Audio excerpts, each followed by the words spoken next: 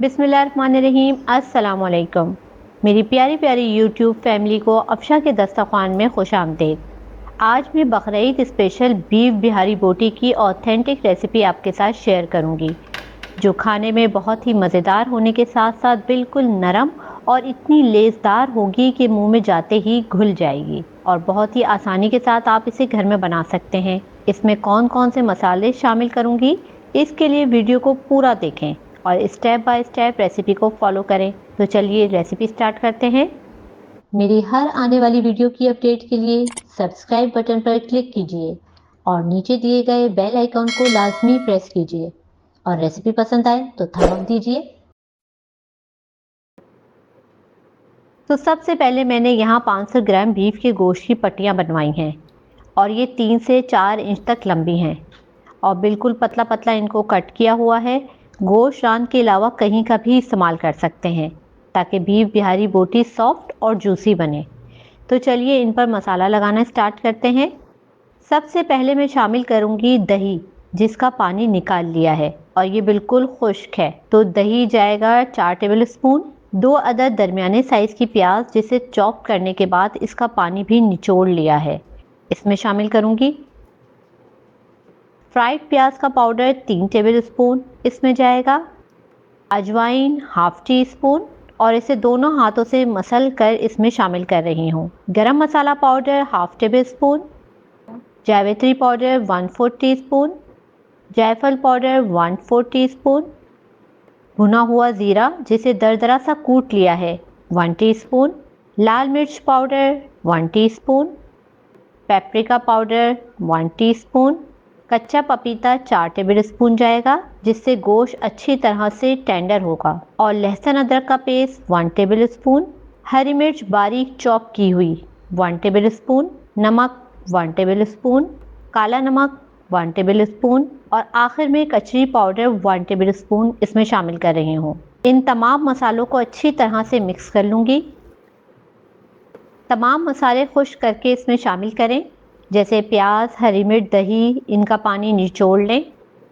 Mix करने के बाद इसे ढककर कम से कम 6 घंटे या ओवरनाइट के लिए फ्रिज में रख दूँगी। तो व्यूवर्स, मैंने इसे ओवरनाइट के लिए फ्रिज में रख दिया था। अब इसको चेक करती हूँ कि क्या पोजीशन है।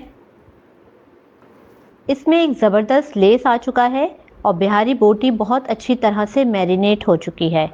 मैरिनेशन के लिए गोश्त को कम से कम 6 से 8 घंटे या चाहें तो ओवरनाइट के लिए लाजमी आप रेस्ट दें, ताकि बोटी अच्छी तरह से टेंडर हो जाए। अब इनको सीखों पर लगाना शुरू करती हूँ, जिसके लिए मैंने एक चपटी सीख ली है और ये कमर्शियल सीख है। तो एक एक बोटी को किस तरह से सीखों में पिरोना है, वीडियो को गौर से देखना है। जिस तरह से हम सुई धागे से तुरपाई करते हैं, इसी तरह से आपने हर बोटी को सीख में पिरोना है।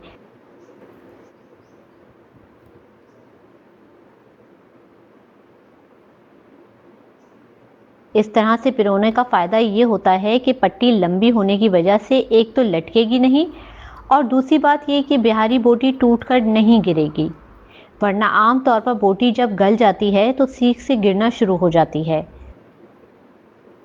क्योंकि हमने इसे रात भर मैरिनेशन के लिए रखा था, तो गोश्त वैसे ही काफ़ी नरम हो जाता है। हाथ की मदद से हल्का हल्का दबाकर इसे थोड़ा सेट कर लेती हूँ। तो एक सीख तैयार है। इसी तरह से मैं आपको 2-3 सीखें लगाकर दिखाती हूँ।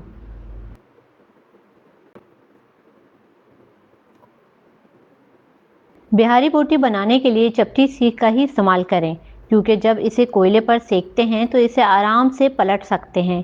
4 से 5 बोटियां मैं हर सीख पर लगा रही हूँ और ये अंगीठी के साइज़ पर इन्हिसार करता है कि आपकी अंगीठी छोटी है या बड़ी, तो आप बोटी को कम या ज़्यादा कर सकते हैं। इनको भी दबाकर सेट कर लें।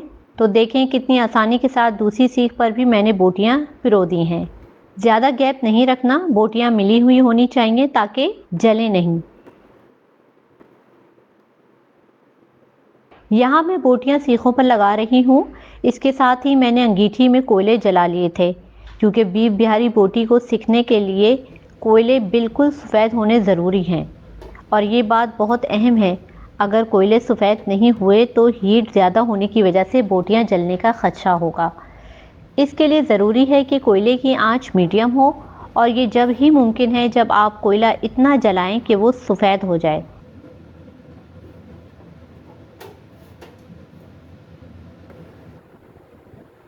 एक साइड तैयार हो रही है, इसे अब पलट रही हूँ ताकि इसके ऊपर ऑयल लगा दूँ।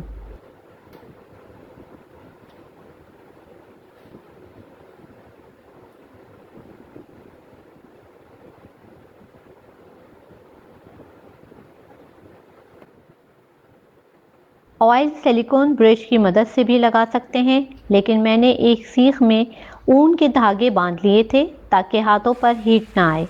आप चाहें तो धागे की जगह कपड़े की कतरनें भी बांधकर ऑयलिंग कर सकते हैं। जिस तरह से आपको आसान लगे आप वैसे कर लें।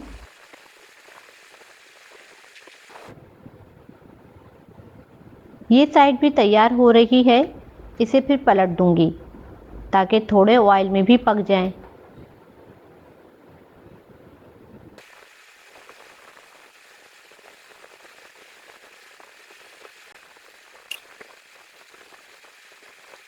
तो बीफ बिहारी बोटी दोनों साइडों से बहुत अच्छी तरीके से गल चुकी है।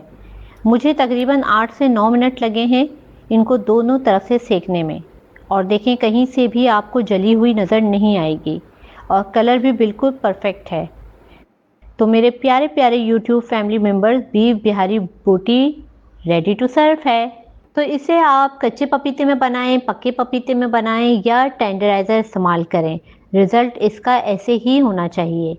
और आपने ये भी देखा होगा कि इस डिश में कुछ ख़ास मसालों का इस्तेमाल भी नहीं किया है, मगर जब आप इसे ट्राई करेंगे तो आपका दिल नहीं भरेगा और जायके में इतने लजीज और सॉफ्ट होंगे कि मुंह में जाते ही घुल जाएंगे। मैं आपको चेक करवाती हूँ। देखिए कितने आराम से बोटी सीख से बाहर आई है, इसका मतलब बिल्कुल गली हुई है और कितनी आसानी से टूट भी रही है जैसे कोई हलवा।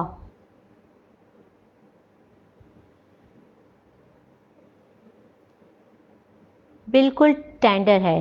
देखें कैसे रेशा रेशा हो रही है। और साथ ही अफशा को दीजिए इजाज़त। इंशाअल्लाह फिर हाजिर होंगी बकरीद स्पेशल रेसिपी के साथ। अपना बहुत ख्याल रखें। फ़ी अमानिल्लाह।